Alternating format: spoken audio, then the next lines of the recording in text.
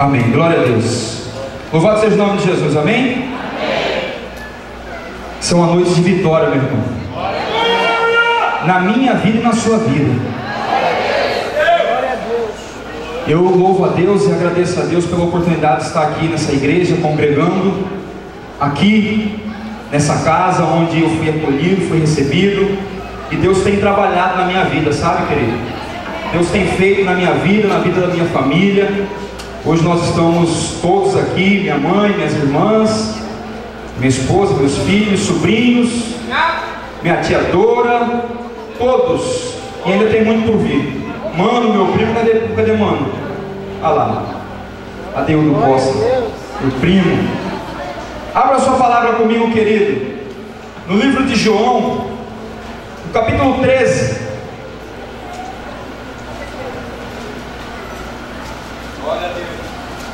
Verso de número 27. Esse é o momento que Deus quer nos confrontar e quer nos tratar, querido. Se eu disser algo aqui que não foi do seu agrado, você me perdoa. Mas quando Deus manda dizer, nós temos que ser obedientes, amém?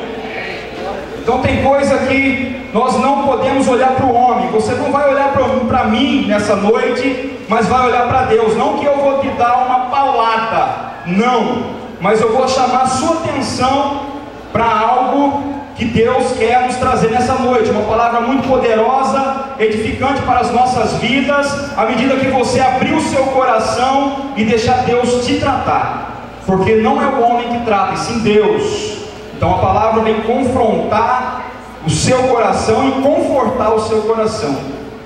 No final dessa vigília, eu creio que muitos de nós sairemos daqui transformados e edificados pela glória do Senhor. Então a palavra do Senhor no livro de João, no capítulo 27, diz assim: e assim que Judas recebeu o pão, Satanás entrou nele. Então Jesus disse a Judas: o que você vai fazer, faça logo. Rapidamente você volte na sua espada no livro de Mateus comigo. Mateus capítulo 16. Eu gosto muito de usar passagens bíblicas, irmão, quando eu estou ministrando, porque nós temos que testificar tudo aquilo que Deus quer falar através do seu ensinamento, através da sua palavra. E a palavra de Deus para essa noite é: libertação é para discípulos. Fala para o irmão que está do seu lado: você é discípulo? Então essa palavra é para você e para mim também, porque eu sou discípulo e eu quero ser liberto. Quanto mais liberto para a obra do Senhor, melhor. Amém? Mateus 16, 23. Vamos à leitura? Jesus virou-se e disse a Pedro: saia da minha frente, Satanás. Você é como uma pedra no meu caminho para fazer com que eu tropece, pois está pensando como um ser humano pensa e não como Deus pensa. 24. E Jesus disse aos discípulos: se alguém quiser ser meu seguidor, esqueça os seus próprios interesses, esteja pronto para morrer como eu vou morrer e me acompanhe.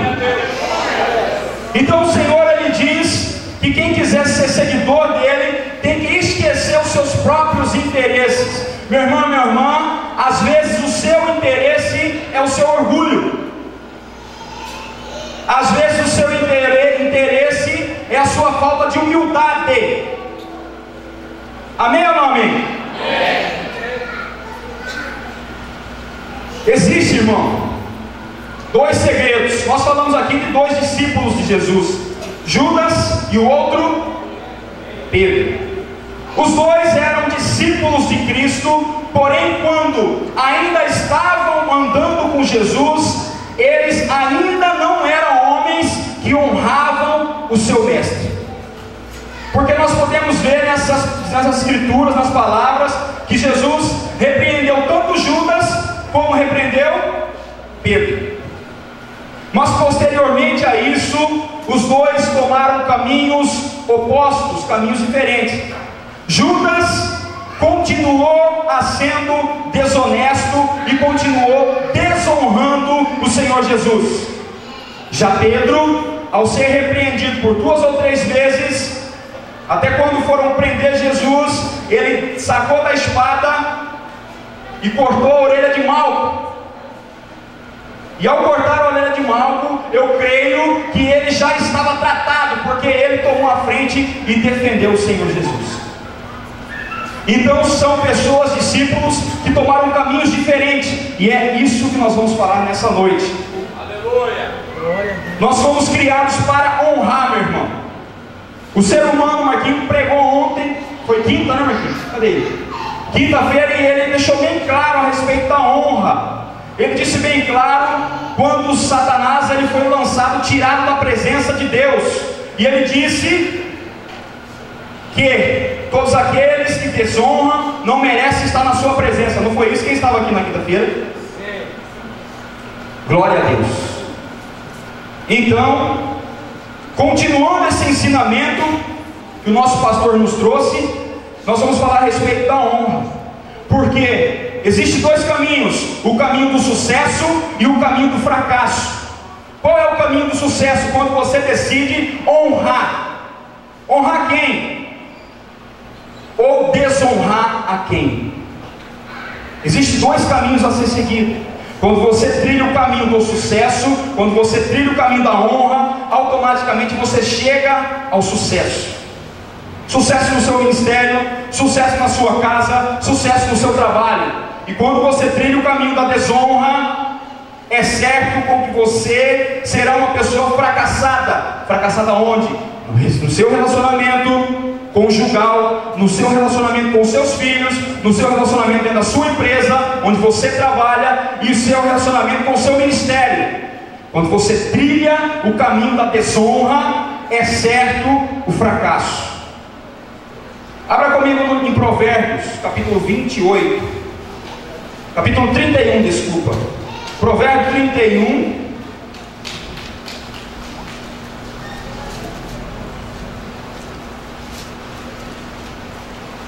Aleluia, glória a Deus. Verso de número 28 e 29. Assim está escrito: os seus filhos a respeitam e falam bem dela, e o seu marido a elogia. Ele diz: muitas mulheres são boas esposas, mas você é a melhor de todas. Meu irmão e minha irmã, esposa e esposo, marido e mulher. Primeiro para o marido: se você honra a sua esposa, meu irmão, você vai conseguir tudo o que você quer. Tudo, quando eu falo tudo, é tudo, meu irmão. Acabou a dor de cabeça, acabou o cansaço, acabou a preguiça, acabou tudo. E esposa, quando você honra o seu marido, você consegue dele tudo que você quer. Tudo. Sabe o que é tudo? Tudo é quando você vai no shopping e faz um limpa. Quando você chegar em casa, ele ainda está sorrindo para você. É o princípio da honra. É o princípio da honra. Aleluia. Glória a Deus. Mas, querido, o discípulo que honra o seu discipulador, ele não terá limites. Aleluia. Sabe, dentro da casa do Senhor, aquele discípulo que costuma honrar o seu discipulador, honrar o seu líder, honrar o seu pastor, honrar o seu bispo, o ministério dele cresce abundantemente, porque ele é uma pessoa que honra. E consequentemente também ele será honrado, porque pelo crescimento ele também será honrado, ele vai receber a honra. Amém? Mas eu preciso dizer algo muito importante, que está escrito no livro de Marcos. Abra comigo, Marcos capítulo 6, Bíblia. Vamos passear nas escrituras. Marcos capítulo 6, começando pelo verso 4. Mas Jesus disse: um profeta é respeitado em toda parte, menos na sua terra, entre os seus parentes e na sua própria casa. Ele não pôde fazer milagres em Nazaré, a não ser curar alguns doentes, pondo as mãos sobre ele, e ficou admirado com a falta de fé que havia ali. Então, meu irmão, o profeta, infelizmente, na maioria das vezes, ele não é honrado dentro da sua própria casa. Sabe, o pai pode falar 1000 vezes para o seu filho: não faça isso. O filho não dá muito crédito para ele. Mas se você leva o seu filho num psicólogo, numa pessoa diferente, se você traz para o seu pastor vai orar com ele, o seu líder vai orar com ele, e o seu líder vai falar para ele a mesma coisa que você tem falado, ele vai ouvir. Sabe, esse é o princípio. Jesus deixou escrito isso, que o profeta, ele não recebe a honra na sua própria casa. Ele não é honrado na sua própria casa. E em 1 Pedro, no capítulo 2, verso 17, a palavra nos diz que nós devemos amar os irmãos, temer a Deus e honrar o rei. Você quer ver? Abra comigo lá, 1 Pedro, capítulo 2, verso 17.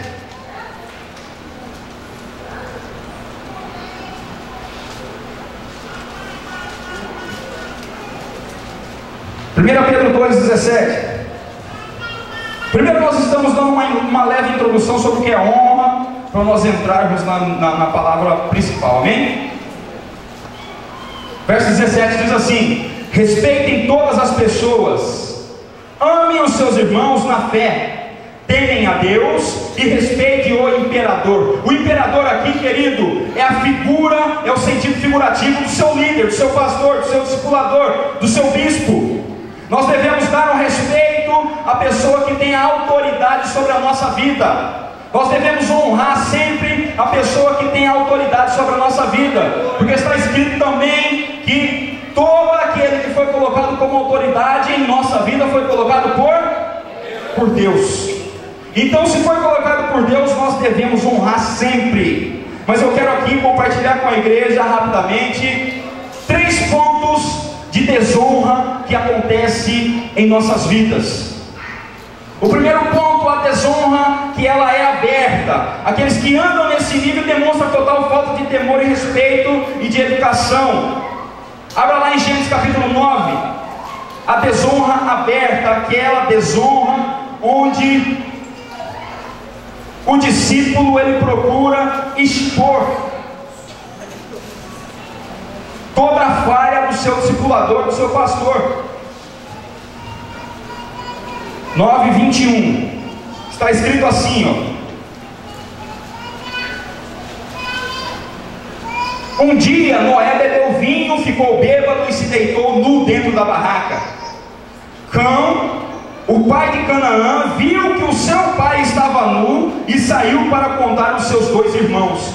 Então Sem e Jafé pegaram uma capa, puseram sobre os seus próprios ombros, foram andando de costas e com a capa cobriram seu pai que estava nu. E a fim de não verem o pai nu, eles fizeram isso olhando para o lado. Quando Noé acordou depois da bebedeira, soube do que Cão, o filho mais moço, havia feito. Aí Noé disse o seguinte: maldito seja Canaã, ele será escravo dos seus irmãos, um escravo miserável. Então todo descendente, toda pessoa que desonra é descendente de Cão, porque Cão, ele procurou mostrar a falha do seu pai bêbado, deitado, dormindo, nu. Ele chamou os 2 irmãos para expor o pai dele, para mostrar o pai dele nu para os irmãos.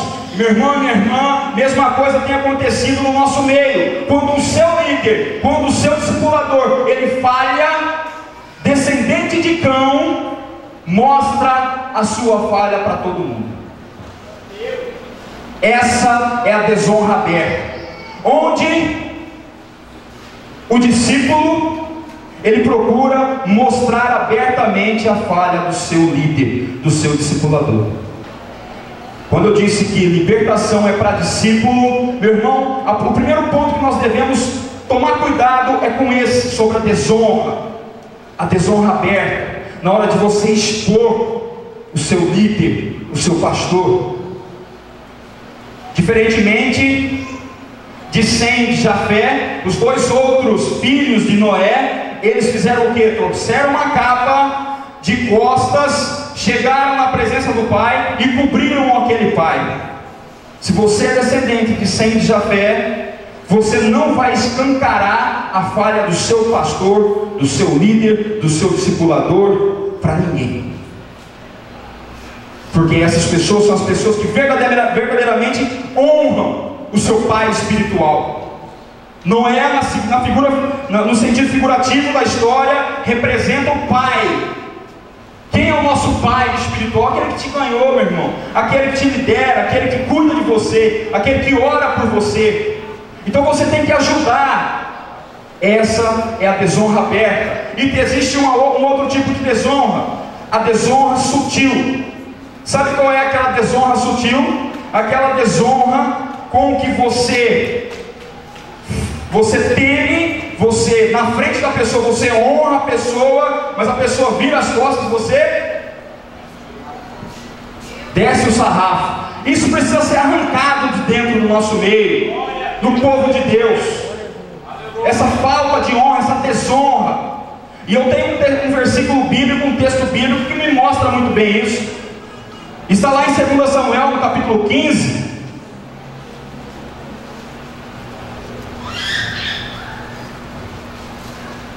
Segundo Samuel, capítulo 15.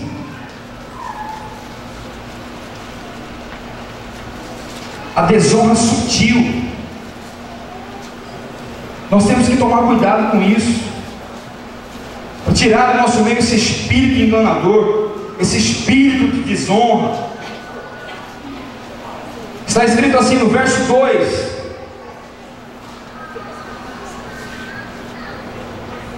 Segunda Samuel 15,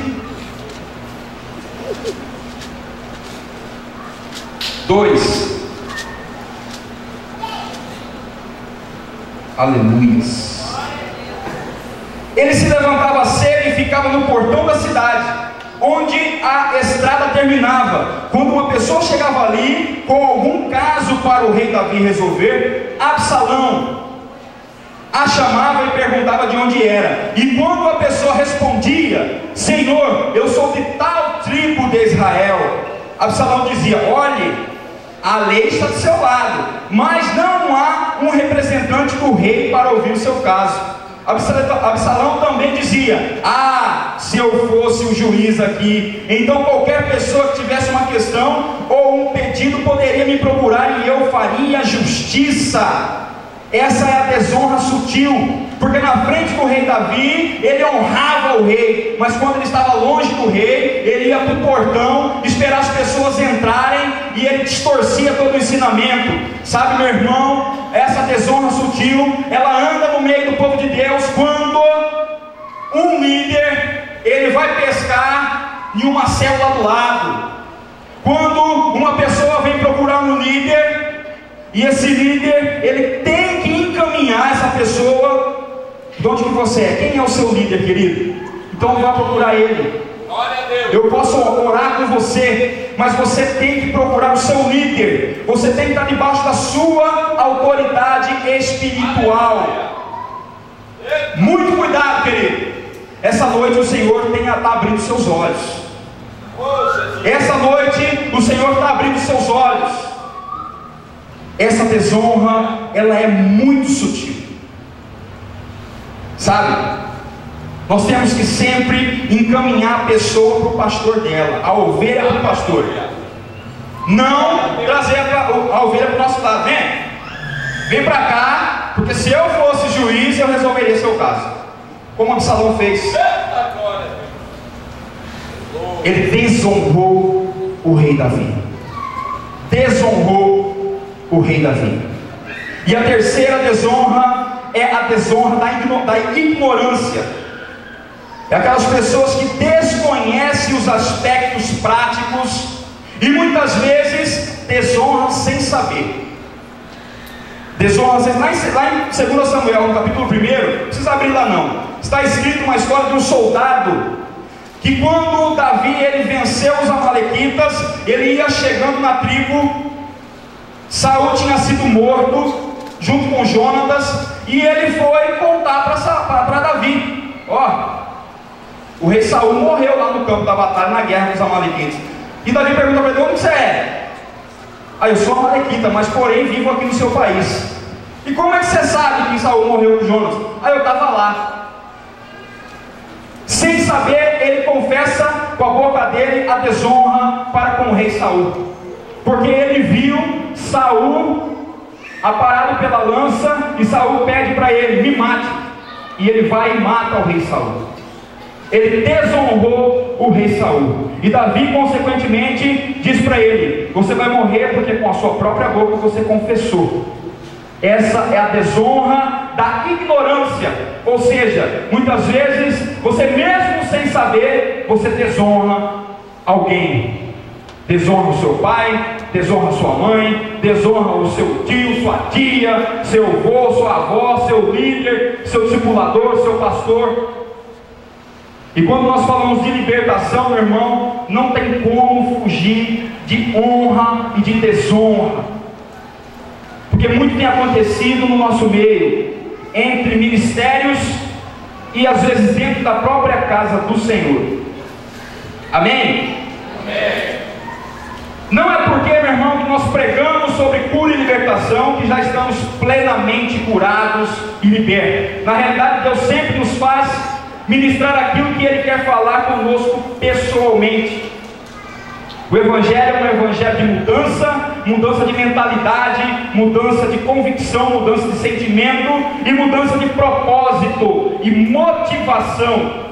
Enfim, mudança de atitude. Quando você procura a verdadeira libertação, você tem que deixar todas as coisas que você fazia para trás, mudar sua mentalidade, o seu modo de agir, o seu modo de portar, porque está escrito assim: conhecereis a verdade e a verdade vos libertará.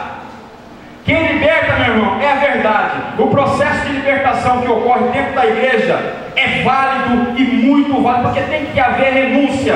Mas se você preencher todo aquele papel, ficar um dia, uma noite, 2 dias, 2 noites aqui, fazendo a libertação, e quando você sai daquele portão para fora, você não mudou a sua cabeça, você não mudou a sua convicção, você não mudou a sua mentalidade, não valeu de nada. Não valeu de nada. Jesus disse isso: conhecereis a verdade e a verdade vos libertará. Quem liberta é a verdade, meu irmão. Glória a Deus. Quem te liberta é a verdade. Você tem que mudar, nós temos que mudar o nosso modo de agir. Não há como eu dizer que sou convertido e continuar nas mesmas práticas. A primeira libertação começa aqui, ó, dentro. Preciso aprofundar minha cura e a minha libertação. Abra comigo lá em 1 Coríntios. Nós precisamos testificar algo aqui importantíssimo, e de agora para frente a coisa começa a ficar mais leve. Capítulo 13, verso de número 11, está escrito assim, ó: quando eu era criança, eu falava como criança, sentia como criança e pensava como criança. Agora que sou adulto, parei de agir como criança.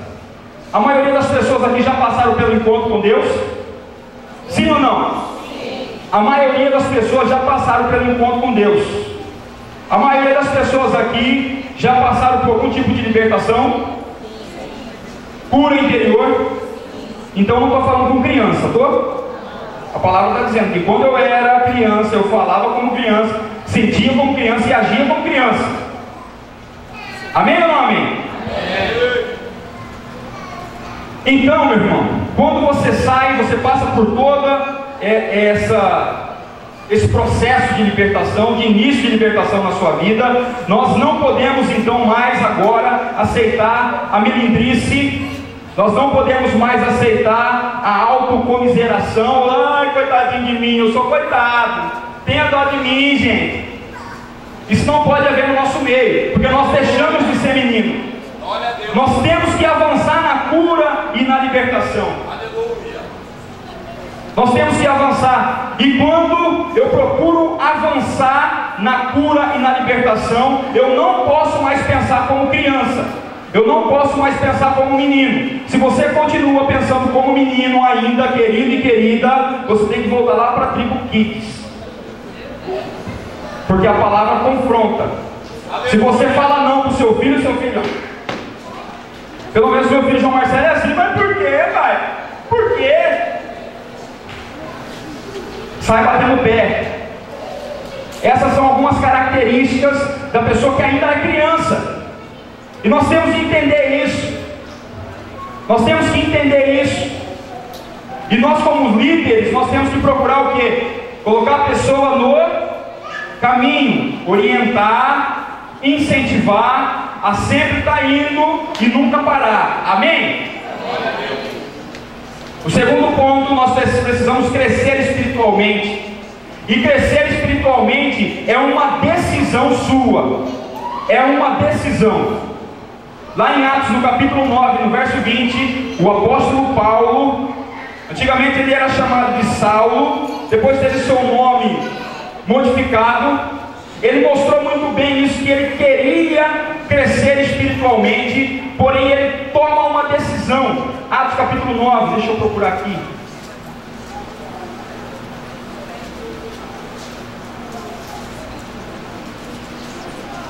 Verso 20. Está escrito assim: e começou imediatamente a anunciar Jesus nas sinagogas, dizendo: Jesus é o Filho de Deus. Nesse momento aqui, meu irmão, o apóstolo Paulo, ele cresceu, porque ele era perseguidor de Cristo, ele tinha ficado cego, porém ele teve uma revelação, o Senhor falou com ele, disse que era para ele ir para a casa de Ananias. Ele obedeceu a ordem de Jesus, ele foi para a casa de Ananias, ali ficou, Ananias foi, orou com ele e restabeleceu a visão. Agora, no verso 20, ele cresceu espiritualmente, e quando ele cresce espiritualmente, ele começa a fazer o quê? Anunciar a Jesus Cristo, dizendo que Jesus é o Filho de Deus. Então nós, para crescermos, para nós termos o nosso corpo enorme, bonito, sadio, eu preciso o quê? Me alimentar bem, é isso ou não é? Aleluia! Comer verdura, comer arroz, feijão, carne, churrasco, espetinho ali na porta depois do culto, né? Tomar um suco, para crescer, porque senão você vai ficar toda a vida mirrado. E se você também quer crescer espiritualmente, tome essa decisão. Como é que eu vou crescer espiritualmente? Palavra, oração, jejum, discipulado, célula, culto, MDA. Dessa maneira você vai estar alimentando o seu corpo espiritual. Dessa maneira você vai estar adentrando nas escrituras, nas letras, tendo mais intimidade com Deus e crescendo em seu ministério. Então nós precisamos tirar tudo isso de dentro de nós que tem nos atrapalhado. Muitas vezes tem atrapalhado você de ler, de jejuar, porque o diabo ele não quer que você tenha intimidade com Deus, porque à medida que você tem intimidade com Deus, você vai pisar mais firme na cabeça dele. E a mudança de mentalidade e amadurecimento espiritual. Romanos capítulo 12, verso 1.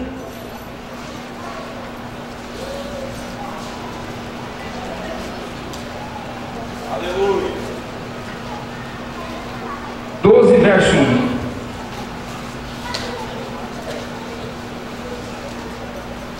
Está escrito assim, ó: portanto, meus irmãos, por causa da grande misericórdia divina, peço que vocês se ofereçam completamente a Deus, como um sacrifício vivo, dedicando ao seu serviço e agradável a Ele. Esta é a verdadeira adoração que vocês devem oferecer a Deus.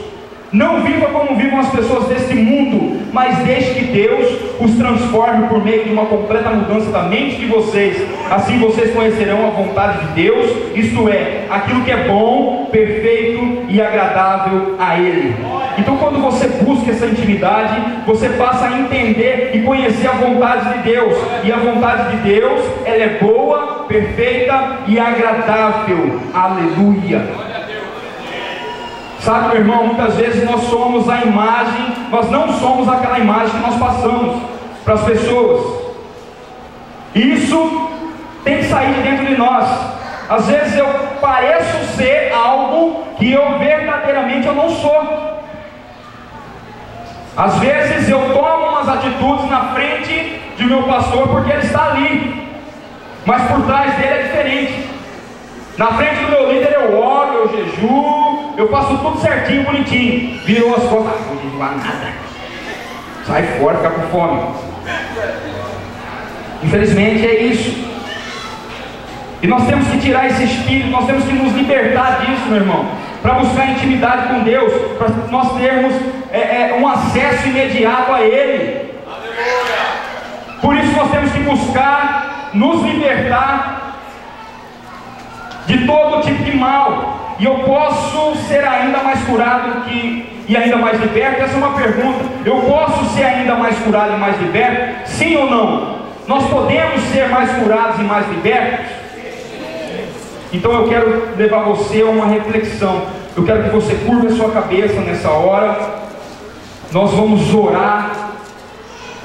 Você vai orar a Deus, pedindo ao Senhor que perdoe toda a sua falta de compreensão, pedindo perdão a Deus por todas as vezes que você disse algo que não agradou a sua autoridade espiritual, o seu líder de célula, pedindo perdão a Deus todas as vezes que você pensou em algo que desonrou o seu líder, desonrou o seu pastor, desonrou o seu bispo, desonrou a sua igreja, porque é aqui que você vem buscar o seu alimento. Então você ore a Deus.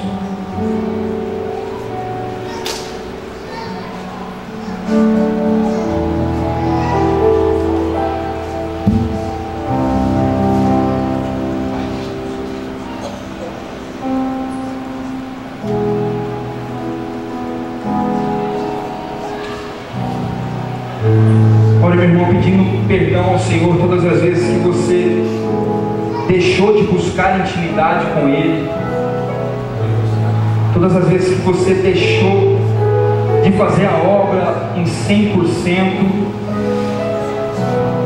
todas as vezes que você fez a sua célula de qualquer jeito, jogada, sem estudar a edificação, sem escolher o louvor antes, escolheu tudo em cima da hora. Você desonrou sua igreja com uma atitude dessa. Todas as vezes que você mostrou o erro do seu líder para todas as pessoas,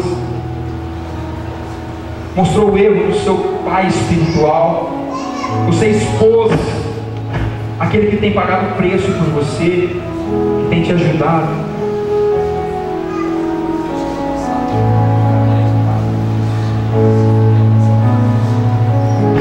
E abre o seu coração, meu irmão.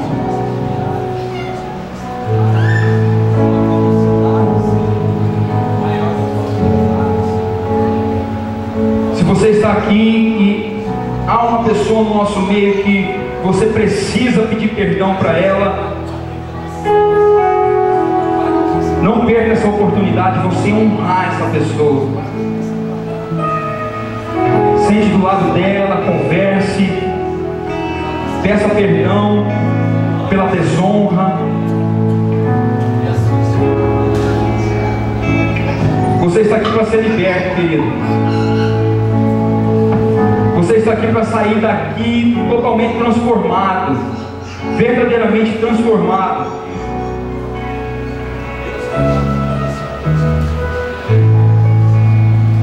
Continue orando, continue orando, continue orando. Não pare, querido.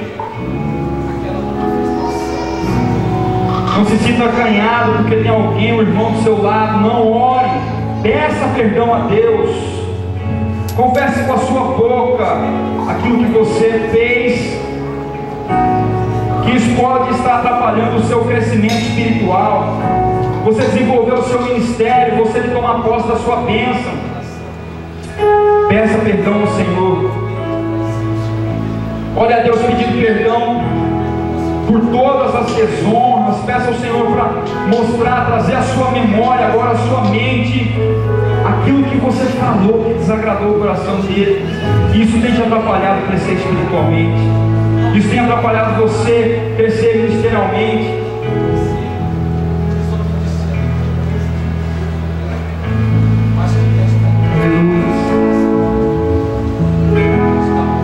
Eu não preciso ser reconhecido por ninguém.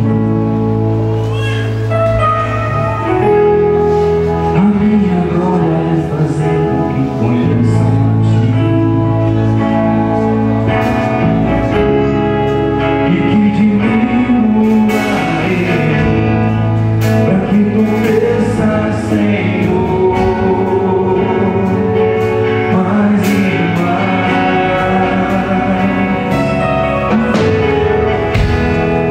E como serafins que cobrem o rosto das gerações,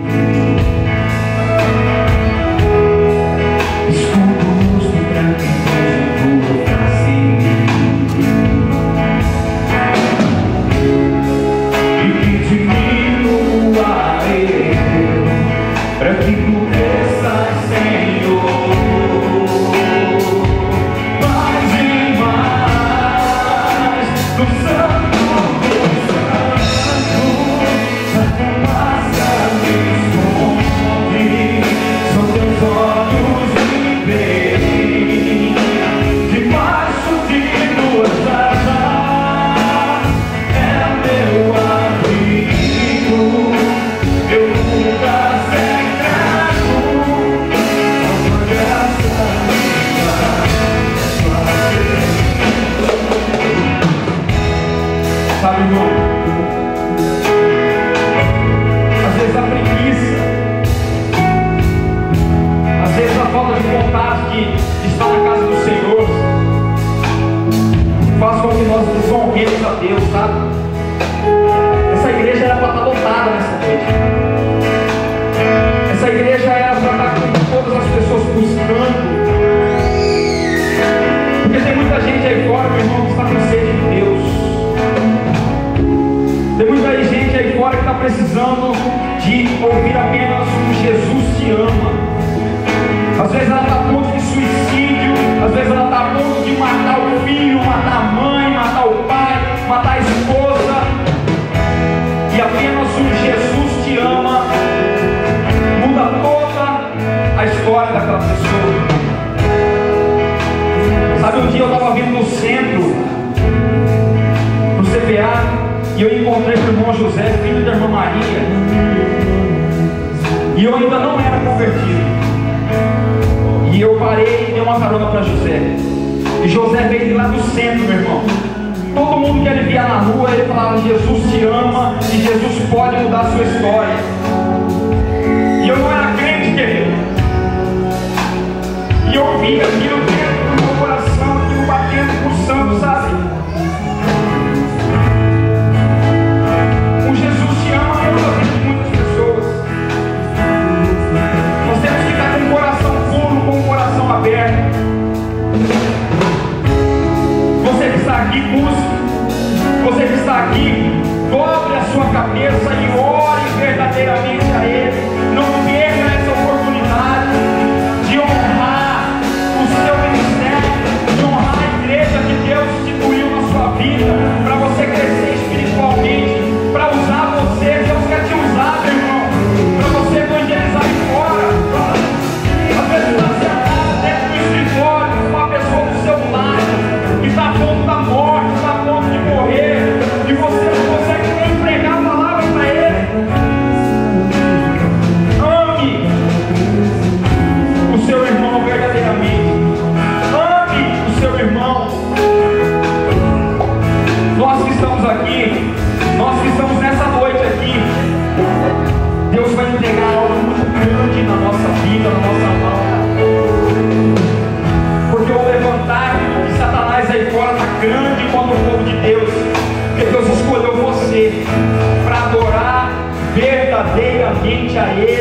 em espírito e em verdade.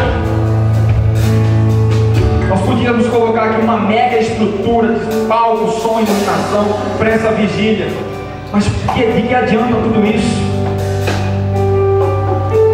se o verdadeiro palco tem que estar aqui dentro, o altar, onde você vai colocar Deus no seu coração, do Senhor Jesus, e vai mudar a direção da sua vida, vai mudar a direção da sua história e a vida das pessoas que estão aí fora, que dependem de você para serem salvas.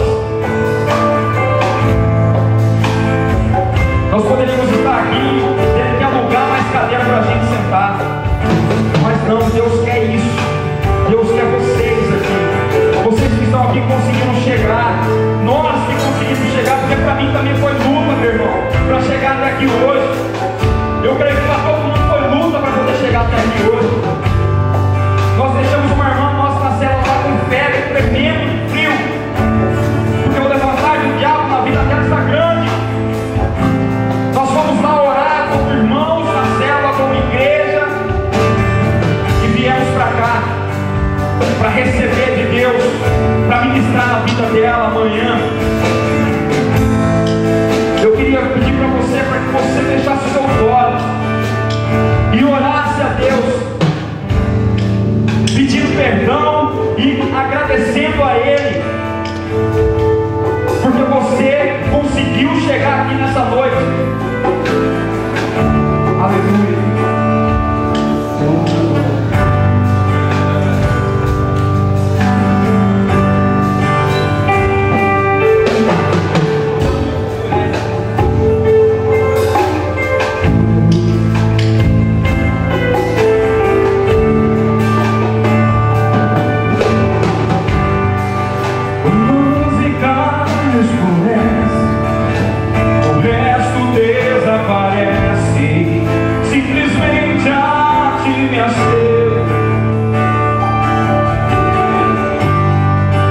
Ansiando oferecer algo de valor para entregar teu coração,